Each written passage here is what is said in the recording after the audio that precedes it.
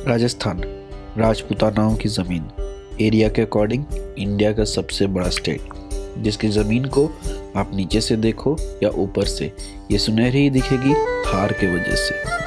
और मेरा सफ़र शुरू हुआ राव जोधा की सल्तनत जोधपुर से। हालांकि मैं जोधपुर पहले भी आ चुका हूँ और मैंने सारे टूरिस्ट डेस्टिनेशन को कवर अप किया है, तो आप चाहो तो मेरी पुरानी वीडियोस पे देख सकते हो। सुबह के 5 बजे मैं रणथंभौर सुपरफास्ट एक्सप्रेस से चल पड़ा जयपुर की ओर। इस सफ़र में जो नज़ारे थे वो बहुत ही ज़बरदस्त थे। खेजड़ी से भरे हुए खेतों के बीच से ट्रेन गुजर रही थी।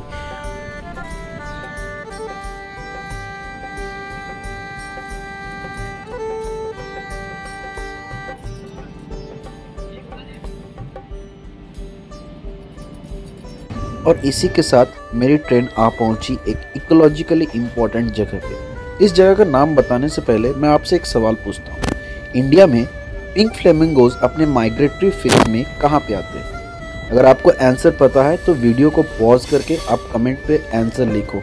अगर आपको पता नहीं है तो कोई बात, थोड़ी देर में आपको पता चल जाएगा।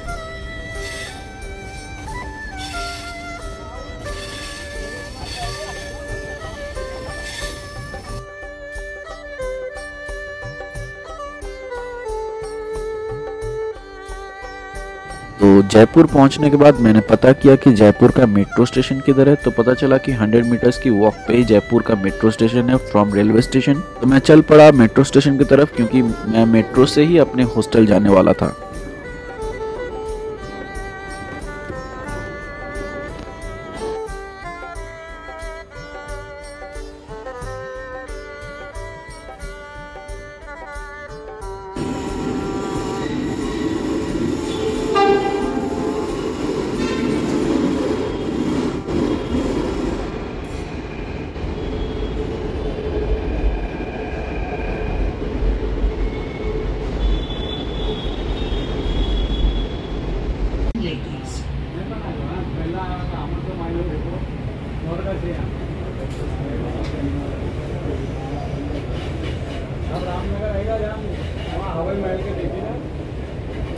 तो ये था मेरा जोधपुर मेट्रो का पहला जयपुर मेट्रो का पहला एक्सपीरियंस। एंड शायद ये अभी नया, बहुत ही नया है। हाँ, ऑब्वियसली ये बहुत नया है एंड इसलिए शायद पैसेंजर्स कम है या फिर कोविड का रीज़न है, पता नहीं। बट ठीक है, चलो, अच्छा रहा एक्सपीरियंस। खाली खाली था सब कुछ। मुझे निकलना है बाहर। कहाँ से निकलूँ? इधर से देख लेता हूँ।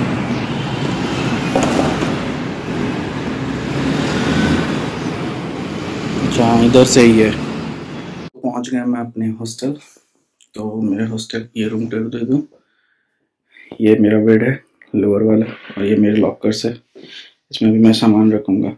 देखता हूँ, फ्रेश होकर थोड़ा निकलता हूँ। बाय द वे, जैसे कि आप लोगों ने देखा, मेट्रो कार्ड मैंने परचेज़ कर लिया, तो अब मैं मेट्रो कार्ड को यूज़ करूँगा। यहाँ पे टूरिस्ट मेट्रो कार्ड अवेलेबल है।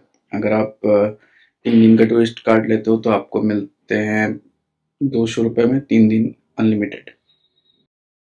अभी मैं थोड़ा नहा धो के फ्रेश हो गया था, तो सोच रहा हूँ कि चलो जाओ, तो सोच रहा हूँ कि कुछ पेट पूजा कर लिया जाए। सुबह से मैंने अभी तक कुछ खाया नहीं है, तो मैंने अभी गूगल किया तो पता चला कि जिस तरफ से मुझे जाना है, एक्चुअली मैं थोड़ा कुछ आज एक्सप्लोर करने का सिटी का सोच रहा था, तो उसी मेट्रो लाइन पे ये पड़ता है, तो मुझे कन्वीनियंस रहेगी। तो मैं सोच रहा हूँ कि मैं पहले खा लेता हूँ, उसके बाद बाकी जगह को एक्सप्लोर करने निकलूंगा। तो चलिए चलते हैं। मैंने डिसाइड किया कि अगर आप राजस्थान में हो और आपने राजस्थानी थाली नहीं खाई तो आई थिंक ये जस्टिफाइड नहीं होगा। बट हमेशा हर चीज़ अच्छी हो इसकी कोई गारंटी नहीं है, और आप तो खुद समझदार हो, बाकी समझ लो। और खाना खाने के बाद मैं निकल पड़ा था नाहरगढ़ फोर्ट की ओर। अब मैं आप लोगों को यहाँ पे एक इम्पॉर्टेंट इन्फॉर्मेशन देने वाला हूँ, और ये इन्फॉर्मेशन मेनली सोलो ट्रैवलर्स के लिए ज़्यादा इम्पॉर्टेंट है। नाहरगढ़ फोर्ट के लिए कोई भी पब्लिक ट्रांसपोर्ट अवेलेबल नहीं है, आपको प्राइवेट ट्रांसपोर्ट से ही जाना होगा। अगर आप सोलो ट्रैवलर हैं, मैं आपको रिकमेंड करूंगा कि आप एक बाइक टैक्सी ले लो, और अगर आप ग्रुप या फिर फैमिली के साथ ट्रैवल कर रहे हो तब तो आप कैब एंड ऑटो, चाहे जो भी आपकी मर्जी हो, आप कर सकते हो। और यहाँ पे जो सबसे इम्पोर्टेंट बात, आप अगर बाइक टैक्सी को बुक करते हो तो उसको ले जाने का और ले आने का दोनों का बुक करना, क्योंकि एक बार अगर आप ऊपर पहुंच गए फिर आपको रिटर्न के लिए ऐसा कोई भी मीडियम नहीं मिलेगा, और अगर मिलेगा भी तो वो बहुत ज़्यादा कॉस्टली होगा। तो आप जिस बाइक टैक्सी को बुक करो आप उनसे पहले ही बात कर लो कि आपको ऊपर भी ले जाना है एंड नीचे भी लेके आना है। तो मैंने जो बाइक टैक्सी बुक किया था उन्होंने ये डील 300 में किया था, लेकिन अगर 400 तक भी कोई मांगे तो ये एक फेयर डील होगा, उससे ज़्यादा नहीं।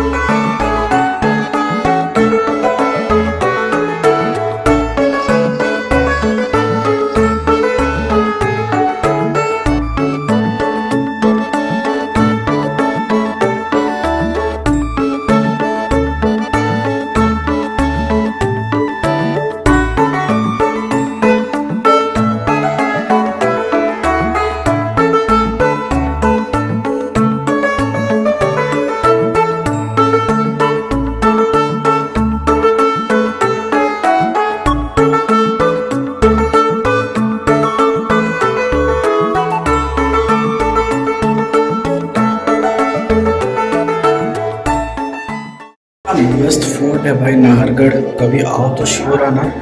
और यहाँ की मैं डिटेल्स बता दूँ, जनरल फीस है 50 रुपये, और अगर आप स्टूडेंट हो तो ऐसा आईडी लाना जिसमें कि वैलिडिटी लिखा हो और उस ईयर का वैलिडिटी रहना चाहिए, तब आपको एंट्री मिलेगी 20 रुपये में। तो इस बात का ध्यान रखना।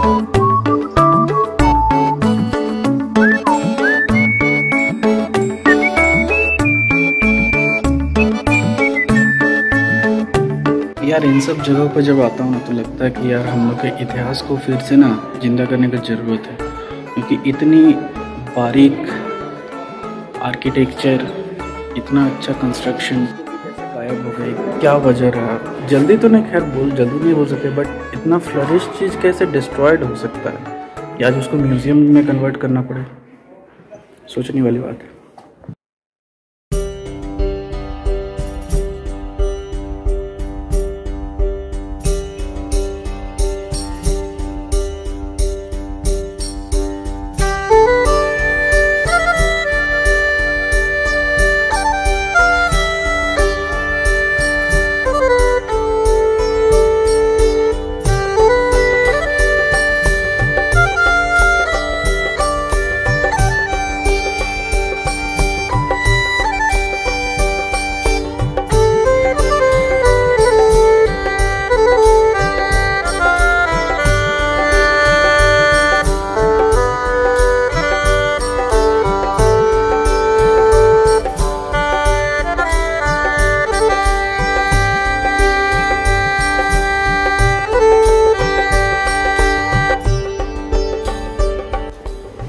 ये मतलब अजीब होती है ना, एक टाइम पे एक कितनी खुशहाल रही होगी, कितने राजा रानी से यूज़ कर रहे होंगे, लेकिन अभी ये पूरा वीरान पड़ा हुआ है, सिर्फ म्यूज़ियम बना हुआ है, एक इनकम सोर्स बना हुआ है, इसकी लेगेसी कहीं पे ख़त्म हो गई है। ये सब जगह अजीब होती है ना। अब पता नहीं क्यों इसको रिकंस्ट्रक्ट या फिर ऐसा बनाने का कोशिश भी नहीं किया जाता है।